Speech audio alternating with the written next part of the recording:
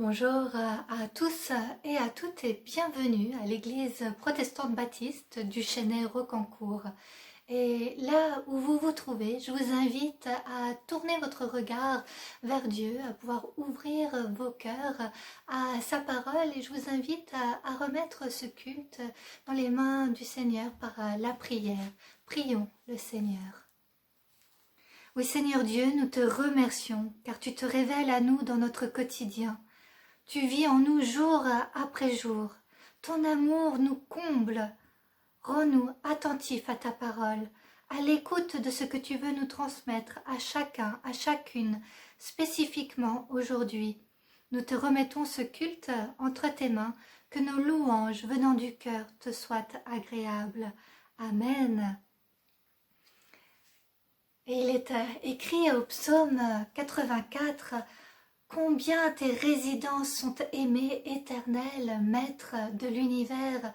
Mon âme soupire et même languit après les parvis de l'Éternel.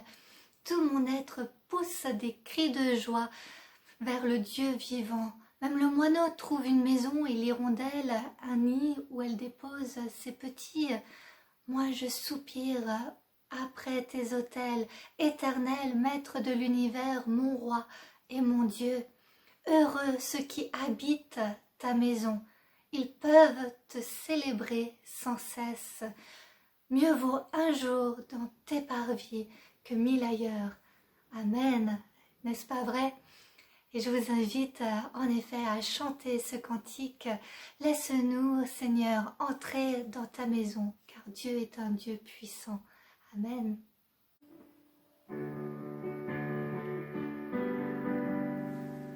Laisse-nous, Seigneur, entrer dans ta maison. Laisse-nous venir chez toi. Laisse-nous, Seigneur, partager ta moisson. Laisse-nous chanter avec toi. Un temps de fête, alléluia. Lumière et fête, alléluia. Laisse-nous, Seigneur, entrer dans ta maison. Laisse-nous venir chez toi. Laisse-nous, Seigneur, partager ta moisson. Laisse-nous chanter avec toi. Soleil de joie, alléluia. Laissons en toi, alléluia. Laisse-nous, Seigneur, entrer dans ta maison. Laisse-nous venir chez toi. Laisse-nous, Seigneur, partager ta moisson. Laisse-nous chanter avec toi. Vivons ensemble, alléluia. Que nous rassemble, alléluia. Laisse-nous, Seigneur, entrer dans ta maison. Laisse-nous venir chez toi. Laisse-nous, Seigneur, partager ta moisson. Laisse-nous chanter avec toi. La maison, alléluia. Ressuscité, alléluia. Laisse-nous, Seigneur, entrer dans ta maison. Laisse-nous venir chez toi. Laisse-nous, Seigneur, partager ta moisson. Laisse-nous chanter avec toi.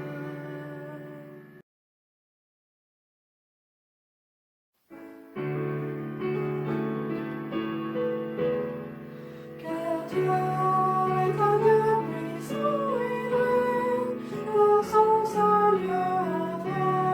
Sagesse, amour et Dieu est un Dieu puissant. Car Dieu est un Dieu puissant et vrai, dans son saint lieu vrai. Sagesse, amour et Dieu est un Dieu puissant. Car Dieu est un Dieu puissant et vrai, dans son saint lieu vrai. Sagesse, amour et Dieu est un Dieu puissant. Oui, Dieu est un Dieu puissant. Je voudrais partager avec vous une parole de vérité. Rien n'est impossible à Dieu. Parfois, on peut avoir cette assurance confiante en cette promesse, comme Marie à l'annonce de l'ange à propos de la naissance de Jésus en Luc, au chapitre 1, les versets 36 à 38, où il est écrit « Voici qu'Élisabeth, ta parente, est elle aussi devenue enceinte d'un fils dans sa vieillesse, celle que l'on appelait la stérile, est dans son 6e mois. En effet, rien n'est impossible à Dieu. » Marie dit « Je suis la servante du Seigneur, que ta parole s'accomplisse pour moi. » Et l'ange la quitta. Mais parfois, on peut être comme le Père en Marc au chapitre 9, les versets 22 à 24, qui face à son enfant malade demande à Jésus « Mais si tu peux faire quelque chose, viens à notre secours, aie compassion de nous. » Jésus lui dit « Si je peux, tout est possible à celui qui croit. » Aussitôt le père de l'enfant en larmes s'écria « Je crois, Seigneur, viens au secours de mon incrédulité. » Jésus se révèle à nous et nous rappelle que rien n'est impossible à Dieu. Que cette vérité puisse vraiment prendre ancrage dans votre situation, que vous puissiez porter cette vérité avec assurance et que vous puissiez voir les miracles de Dieu s'accomplir dans vos circonstances, dans vos vies personnelles, familiales, de travail ou autres. Et oui, rien n'est impossible à Dieu. C'est ce que je vous invite à chanter pour le prochain cantique, ou plutôt à l'écouter si vous préférez, telle une prière.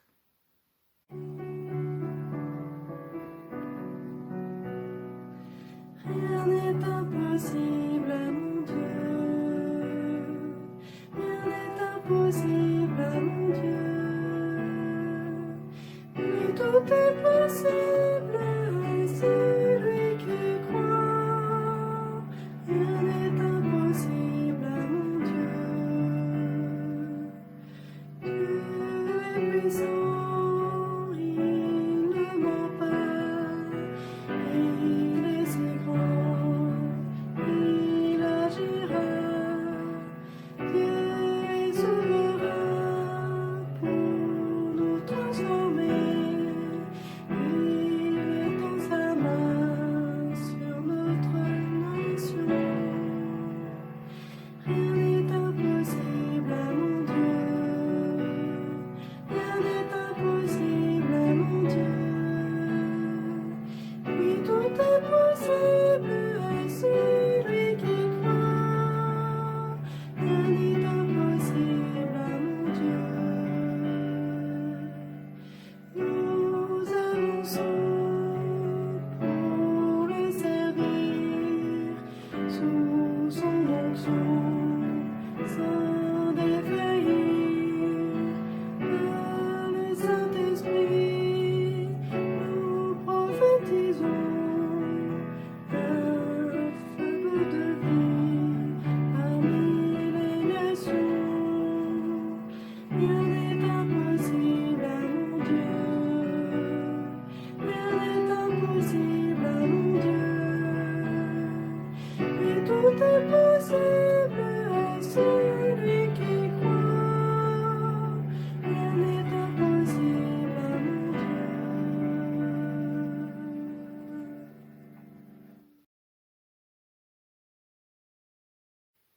Je vous invite à la lecture du psaume 121. Je lève les yeux vers les montagnes. D'où me viendra le secours?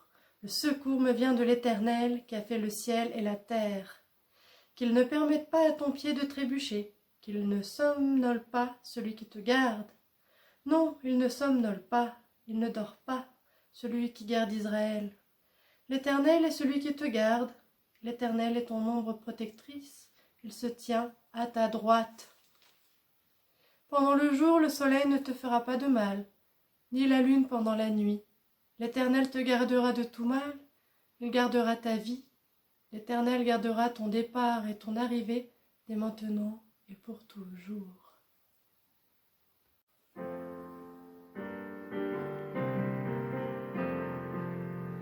Père, je t'adore, je te donne ma vie, je t'aime tant. Jésus, je t'adore, je te donne ma vie, je t'aime tant. Saint-Esprit, je t'adore, je te donne ma vie, je t'aime tant.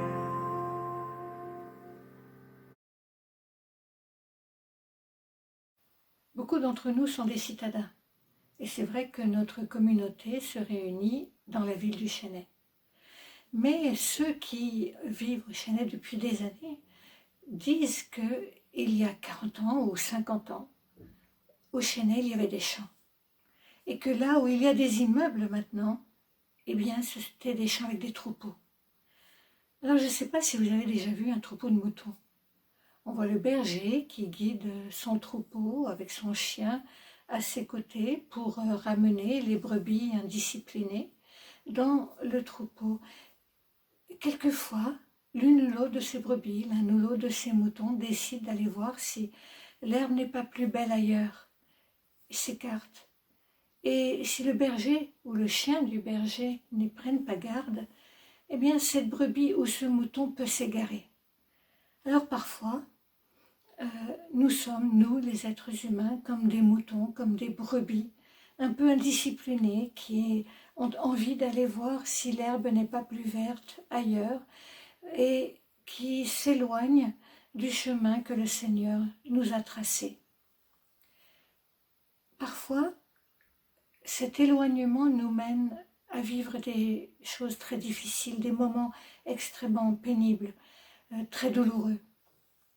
Mais le Seigneur est toujours là, prêt à nous ramener, prêt à nous accompagner et à nous permettre de retrouver le bon chemin.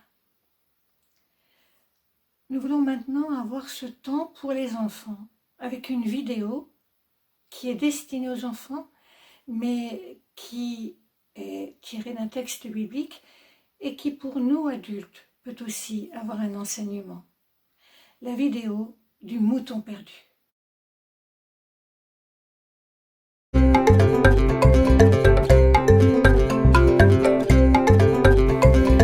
Est-ce que tu sais que Jésus racontait des histoires ? Eh bien, aujourd'hui, je vais te raconter une histoire que Jésus racontait.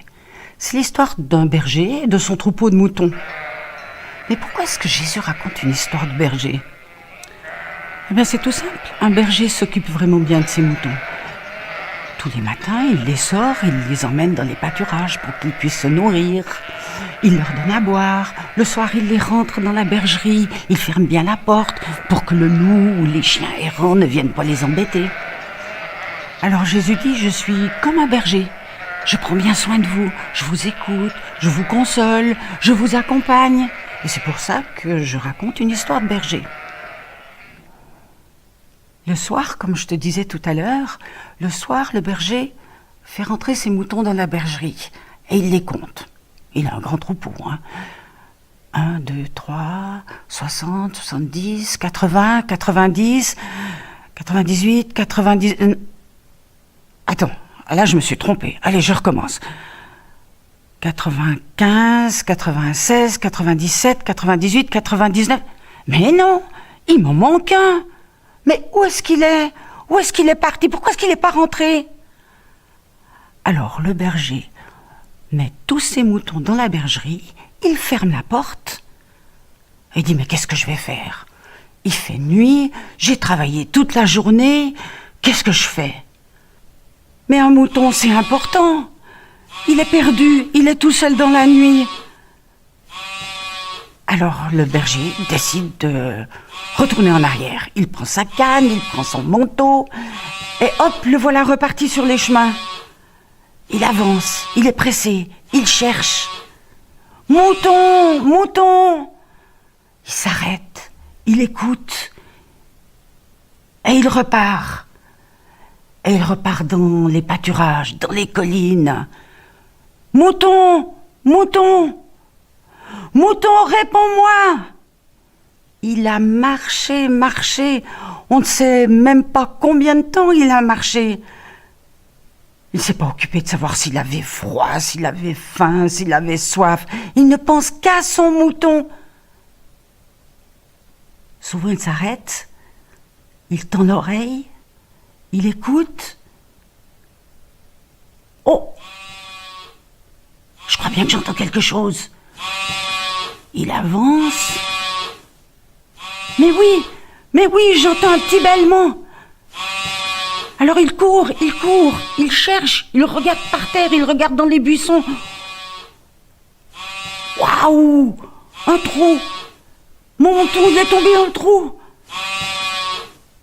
Oh, quelle chance! Je l'ai retrouvé! Alors je suis sûre que le berger se met à plat ventre au bord du trou. Il le tire, il le sort. Et il le prend dans ses bras. Waouh, mon mouton! Alors le berger, il met le mouton sur ses épaules et il rentre chez lui à grandes enjambées. Oh, il ne sent plus ni la fatigue, ni le froid, ni la faim. Il est tellement content. Et quand il arrive à la maison, il crie « Ohé les voisins, ohé les amis, venez vite, j'ai retrouvé mon mouton qui était perdu. Venez vite, j'ai retrouvé mon mouton qui était perdu. » Et puis les 99 autres, qu'est-ce qu'ils font ? Eh bien, ils attendent le berger, tranquillement.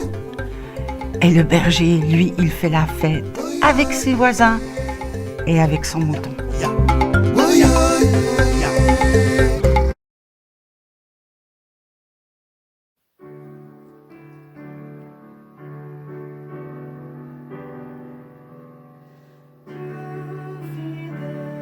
Tu ne changes pas,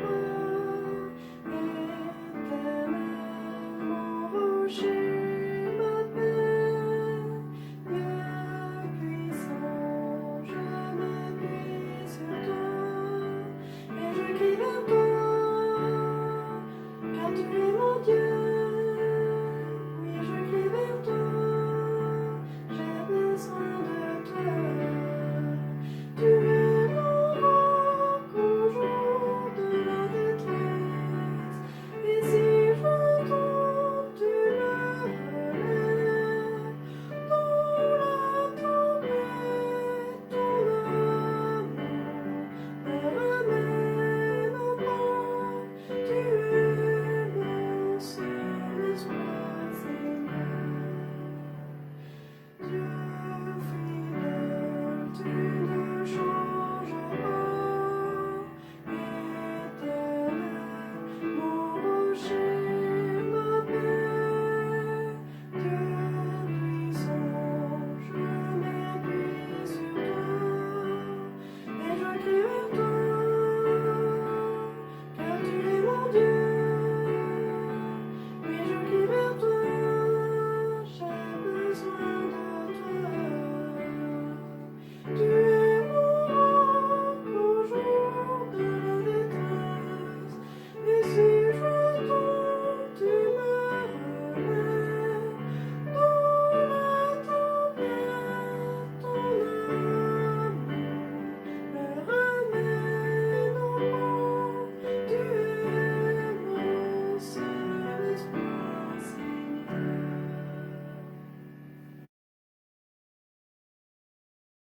Je vous invite à la lecture de la première lettre de Pierre au chapitre 1, les versets 3 à 9. Béni soit Dieu, le Père de notre Seigneur Jésus-Christ. Conformément à sa grande bonté, il nous a fait naître de nouveau à travers la résurrection de Jésus-Christ, pour une espérance vivante, pour un héritage qui ne peut ni se détruire, ni se souiller, ni perdre son éclat. Il vous est réservé dans le ciel, à vous qui êtes gardés par la puissance de Dieu au moyen de la foi, pour le salut prêt à être révélé dans les derniers temps. C'est ce qui fait votre joie, même si maintenant, puisqu'il le faut, vous êtes pour un peu de temps attristés par diverses épreuves. Ainsi, la valeur éprouvée de votre foi, beaucoup plus précieuse que l'or, qui est périssable, et que l'on soumet pourtant à l'épreuve du feu, aura pour résultat la louange, la gloire et l'honneur lorsque Jésus-Christ apparaîtra. Vous l'aimez sans l'avoir vu, vous croyez en lui sans le voir encore, et vous vous réjouissez d'une joie indescriptible et glorieuse, parce que vous obtenez le salut de vos âmes pour prix de votre foi. Amen. Ce passage de la Bible que nous venons de lire nous parle de l'espérance, malgré l'adversité. La première épître de Pierre a été adressée à des chrétiens dispersés à travers la province romaine de l'Asie mineure, où se trouve aujourd'hui la Turquie. Ces disciples de Jésus étaient une minorité religieuse et souffraient en tant que tels du harcèlement, de la calomnie et de la discrimination. Alors cette lettre fut écrite pour encourager les chrétiens, les encourager à tenir bon, à ne pas perdre confiance, mais au contraire à vivre d'espérance et dans la joie, reconnaissant les bénédictions apportées par leur conversion à Dieu. En effet, dans un monde où les adversités abondent, nous ne sommes pas seuls. Pour faire face aux épreuves et aux difficultés de la vie, nous ne sommes pas seuls. Notre Dieu nous accompagne. Après l'adresse et la salutation, l'apôtre Pierre commence sa lettre par la louange. Béni soit le Dieu et Père de notre Seigneur Jésus-Christ. Cette bénédiction est un chant de certitude et d'allégresse. Dieu est ici béni d'abord pour ce qu'il est, pour qui il est. Il est Dieu, le Créateur de l'univers. Il est Père, le Père du Messie crucifié et ressuscité. Et par là, il est aussi notre Père. Il est le miséricordieux. Il nous a pardonnés, il nous a sauvés et il nous a régénérés. Très vite donc, Dieu est aussi loué pour ce qu'il a fait pour nous. En s'adressant à ceux qui ont fait l'expérience, l'apôtre nous dit que Dieu nous a fait naître de nouveau, que Dieu nous donne aussi un héritage éternel. Oui, loué soit Dieu pour tout ce qu'il a fait pour nous par son immense amour. Cette régénération ou nouvelle naissance que Dieu opère en nous est en vue du salut et de l'héritage. L'héritage dont on parle dans notre passage, contrairement aux biens que les êtres humains se transmettent, ne peut ni se gâter, ni se salir, ni perdre son éclat. Puisque cet héritage nous est réservé dans le ciel. Mais les premiers fruits de la nouvelle naissance pour notre vie terrestre ici et maintenant, c'est l'espérance. La Bible nous dit que l'espérance devient comme un ancre solide et ferme pour notre âme. L'espérance chrétienne est une espérance vivante, non seulement parce qu'elle est active tout au long de notre vie, mais parce qu'elle est des sources divines. Elle nous est donnée à travers la résurrection de Jésus-Christ. Notre espérance de salut et de vie éternelle est basée sur la vie éternelle de Jésus. Jésus, le premier ressuscité d'entre les morts. En effet, la résurrection de Jésus est la démonstration suprême de la miséricorde de Dieu, de sa puissance pour nous sauver. Mais notre vie avec Dieu ne va pas nous ôter les problèmes de la vie. La vie avec Dieu ne nous immunisera pas contre le Covid, ni contre la maladie en général. Nous devons, nous aussi, faire face au deuil comme n'importe qui d'autre. Parfois, c'est notre foi, notre vie avec Dieu qui va provoquer de la persécution et des combats spirituels. Alors l'apôtre Pierre nous avertit, oui, nous aurons des épreuves. Le pasteur John Claypool en sait quelque chose. Quand sa fille avait 8 ans et demi, elle a été atteinte par une leucémie. Il a vu sa fille pleine de vie. Ensuite, il a vu vite être diminuée. Il l'a vu souffrir. Il a vu mourir. Alors plus tard, il a raconté l'histoire suivante. Durant la Seconde Guerre mondiale, alors qu'on venait tout juste d'apprendre la mort au champ de bataille d'un fils unique, un pasteur répondait à l'appel des parents. Le père, moitié rageur et moitié désolé, explosa à l'arrivée du pasteur. « J'aimerais bien savoir où était Dieu quand ils ont tué mon fils. » Après un long moment de réflexion, le pasteur répondait calmement. « Je pense qu'il s'est trouvé là où il était pendant que son fils était mis à mort. »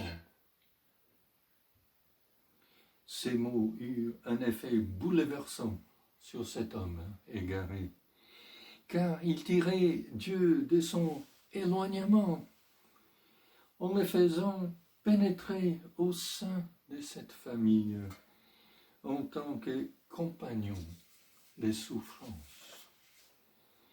Puis, en parlant de son propre expérience, le pasteur Claypool a partagé: ces derniers jours, a-t-il dit, ce lien de proximité de Dieu a signifié pour moi beaucoup plus que ce que je peux exprimer. Auprès de mon enfant que je voyais souffrir, je me suis d'abord dit, je ne pourrai pas les supporter. Ensuite, je me suis rappelé par où Dieu était passé avec son propre enfant. Soudain, je ne me trouvais plus seul, mais en compagnie d'un autre qui me disait « Je sais, oh combien je sais, car vois-tu, moi aussi, j'ai assisté aux souffrances de mon enfant. Croyez-moi, là-bas, dans les ténèbres, l'aide et la compréhension de Dieu sont grandement précieuses. En plus, Dieu agit sur la souffrance et sur le mal. Il ne s'est pas contenté de regarder souffrir son Fils, mais il l'a conduit à travers la souffrance et même à travers la mort. Il prit la souffrance et la transforme pour son dessein. La résurrection du Christ Jésus n'est pas seulement l'événement le plus prestigieux qui raconte la Bible, mais c'est le fondement de notre espérance au sein de la tragédie. Oui, c'est le fondement. La résurrection est le fondement de notre espérance au sein de la tragédie. C'est ainsi que la foi en Dieu n'est pas une fuite de la réalité, comme pensent quelques-uns, mais bien le contraire. Marcher avec Dieu par la foi nous oblige à faire face aux difficultés de la vie. Notre relation avec Dieu, notre Père céleste, nous donne le courage d'être, nous donne la joie de vivre, nous donne la force de faire face et même la force de surmonter l'adversité. C'est pourquoi l'apôtre Pierre a pu dire « Vous vous réjouissez d'une joie indescriptible et glorieuse en remportant pour prix de votre foi les saluts de vos âmes. » Oui, l'aboutissement de la foi, c'est le salut. Le salut, c'est le pardon pour des coupables. C'est vivre en communion avec Dieu, ici et maintenant et pour l'éternité. Éternité, parce que le salut, ce sera aussi le cadeau de vie après la mort, pour vivre avec Dieu là où il n'y a plus ni larmes, ni souffrance. Alors, comme ajoute l'apôtre Paul, qui a dit « J'estime qu'il n'y a pas de commune mesure entre les souffrances du temps présent et la gloire à venir. C'est pourquoi nous nous glorifions dans l'espérance de prendre part à la gloire de Dieu. Bien plus, nous nous glorifions même de nos détresses, sachant que la détresse produit la persévérance, et la persévérance, la victoire dans l'épreuve, et la victoire dans l'épreuve, l'espérance. Or, cette espérance-là ne trompe pas, parce que l'amour de Dieu est déversé dans notre cœur par le Saint-Esprit qui nous a été donné. Waouh! Merci Seigneur. Amen.